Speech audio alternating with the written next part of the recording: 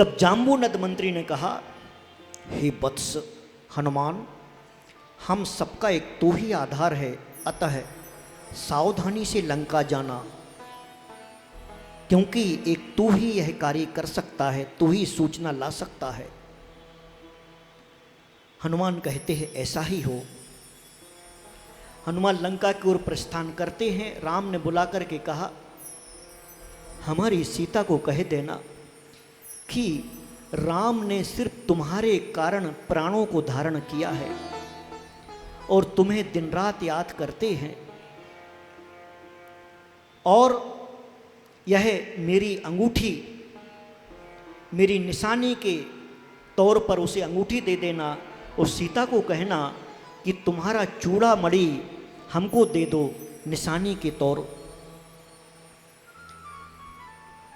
जो उत्तम मनुष्य दूसरों के द्वारा किए हुए उपकार का निरंतर स्मरण रखते हैं, इस संसार में उनके समान ना चंद्रमा है, न कुबेर है, न सूर्य है, न इंद्र है। परमार्थ कार्य करने वाला परम यश को प्राप्त होता है। लंका की ओर जाते समय हनुमान ने राजा महेंद्र का नगर देखा, और देखते ही उसे अपनी माता अंजना के कष्ट याद आ गए। वह विचारने लगा कि 22 साल का वियोग एवं वन भ्रमण कैसा हुआ होगा। राजा महेंद्र और राजा प्रहलाद कैलाश पर्वत पर मिलते हैं। राजा महेंद्र और प्रहलाद एक दूसरे से चर्चा वार्तालाप करते हैं।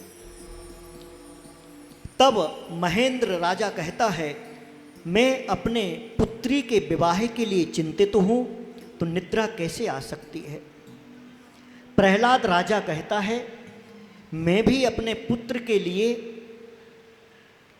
ढूंढ रहा हूं, इसलिए आप कुछ उपाय कीजिए। पुत्र के अनुरूप वधू की चिंता है। हे मित्र, यह विवाह हम स्वीकृत करते हैं। और ज्योतिषियों से पूछा गया तो उन्होंने कहा कि 3 दिन बाद का मुहूर्त है। दोनों सेनाएं ठहरी। पवनंजय ने परिजनों से सुना था कि अंजना सर्वांग सुंदरी है, इसलिए उसे देखने के लिए वह उत्कंठित हो गया। अपने मित्र से कहता है, हे प्रहसित मित्र, मेरा धैर्य छूट रहा है। मुझे ऐसा लग रहा है कि मैं उस सुंदरी को कब देख लूं, अंजना को कब देख लूं, क्योंकि उसको देखने के बाद ही मेरी कुशलता होगी। इसका क्या उपाय है। और वह मित्र से कहता है कि तुम मेरा अभिप्राय जानते हो ना। हे मित्र, मेरी इच्छा इसको पूरा करो, क्योंकि कहते हैं जिस प्रकार ग्रस्त राजा के लिए, विद्यार्थी गुरु के लिए, स्त्री पति के लिए, रोगी वैद्य के लिए, और बालक माता के लिए, और मित्र मित्र के लिए अपने दुख को बता करके दुख से छूट जाता है। अब मैं कुछ कह रहा हूं, उस अंजना सुंदरी को कैसे देख सकता हूं। तब वे दोनों मिलकर के शाम का अंधेरा होने पर सूर्यास्त के पश्चात जहां अंजना ठहरी थी वहां पर जाते हैं। उस 7वें खंड पर जाकर के मोतियों की झरोकों से अंजना को छिप करके देखते हैं और बात करते हैं, अरे यह सौंदर्य की नदी है, यह तो पुष्पों की तरह सुकोमल है। अरे इसके पैर पत्तों की तरह हैं। धीरे धीरे से बात करते हैं। तभी वहाँ पर अंजना की एक सखी बसंत तिलका आती है और कहती है, अरे अंजना, देखो तुम्हारा कितना सौभाग्य है कि तुम्हारे लिए पवनंजय जैसा राजकुमार मिलने वाला है जो सुंदर है। तू बड़ी भाग्यशालिनी है जो महाप्रतापी पवनंजय मिल रहा है, क्योंकि प्रशंसनीय संबंध ही सबसे बड़ा संतोष होता है। तभी वहाँ पर अंजना कोई जवाब नहीं देती है और लज्जा से नीची निगाह कर लेती है और देखती है। वहाँ पर एक सखी और आती है और कहती है, अरे तेरे लिए मालूम नहीं है क्या, वो विद्युत प्रभ कितना रूप लावण्य से भरा हुआ है, कितना पराक्रमी है, नम्र है, कांतिमान है। अंजना कुछ नहीं कहती है, दोनों के लिए कुछ नहीं कहती है, परंतु यह सुन करके देख करके पवनंजय के क्रोध आ जाता है, हाथ में तलवार निकालता है, सोचता है इसका मन मुझ में नहीं विद्युत प्रभु को चाहता है। तब प्रहसित उसका मित्र हाथ पकड़ लेता है।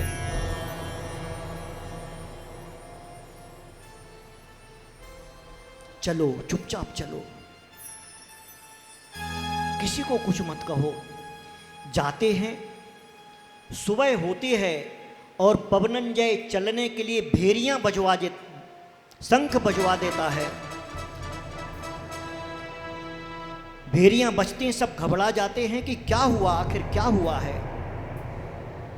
तब पवनंजय के पास उसके पिता जाते हैं तथा अंजना के पिता जाते और कहते हैं, कुमार क्या गलती हुई, किसी से कोई भूल हुई क्या?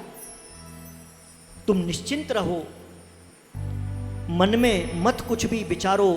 अंजना घबरा जाती है कि शायद वो कल रात में जो बात हो रही थी, कहीं इसके कारण तो कोई अनर्थ नहीं हो गया। और हाथ पकड़ करके पवनंजय को वापस लाते हैं। पवनंजय मन ही मन उसी समय विचार करता है,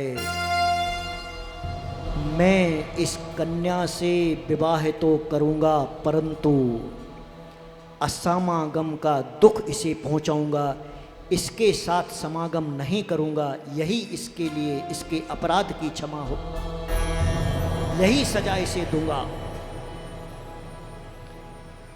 विधि पूर्वक दोनों का विवाह संपन्न होता है। कर्म के अनुकूल या प्रतिकूल रहने पर ही दूसरे लोग किसी को सुख या दुख पहुंचा सकते हैं, यह संसार का अकाट्य नियम है। अंजना विवाह करके पवनंजय के यहाँ जाती है और पवनंजय उसे उसके महल में छोड़ देता है। पवनंजय उसके पास नहीं जाता है, पवनंजय उसे देखता नहीं है। 1 दिन हो जाता है, 2 दिन हो जाते हैं, 4 दिन हो जाते हैं, महीनों बीत जाते हैं, परंतु पवनंजय उसके पास नहीं जाता है, ना उसका हालचाल पूछता है। वह रोती रोती हमेशा विचार करती है कि ऐसा मैंने क्या अपराध कर दिया, मुझसे क्या गलती हुई है जो मेरा पति मेरे पास नहीं आता। दिन रात याद करके आंसू बहाती है अंजना। मैं क्या करूं, किसके पास जाऊं? मैंने अपने पिता के घर में रंच मात्र भी दुख नहीं देखा और यहां पर कोई मुझे देखने वाला नहीं है। और बेचारी अंजना ऐसी टकटकी लगाए देखती रहती थी कि कभी तो पवनंजय मेरे सामने आए, मेरी नज़र के सामने आए। माता पिता का स्मरण करती थी, मन ही मन कहती रहती थी, हे नाथ मेरा अपराध बता दो, मैंने क्या गलती की है, मुझसे क्या भूल हुई है। एक बार तो मुझको आकर के कह दो कि मैंने क्या किया है, आपका क्या बुरा किया है। तब इसी बीच रावण का दूत राजा प्रहलाद की सभा में आया और पत्र दिया कि वरुण के साथ युद्ध करना है और आपको आना है। तब प्रहलाद जाने लगते हैं और पवनंजय उसे पिता को कहता है, तुम रुको, मैं जाता हूँ। पवनंजय युद्ध के लिए जाते हैं, मंगलाचार किया जाता है, पत्तों से सजे हुए कलशों के साथ उनके लिए जाने के लिए विदा की जाती है। वो अपना दाहिना पैर बाहर रखते हैं और तभी अंजना को सामने देखते हैं। एक खंबे से टिकी हुई अंजना आंसू बहाते हुई खड़ी थी चुपचाप। ऐसे उस चुपचाप अंजना को देख करके पवनंजय क्रोध में कहते हैं, दूर हट जा इधर से, मैं युद्ध के लिए जा रहा हूं और तू मेरे सामने खड़ी है। मेरी अनुमति के बिना किसने कहा तेरे लिए मेरे सामने आने के लिए?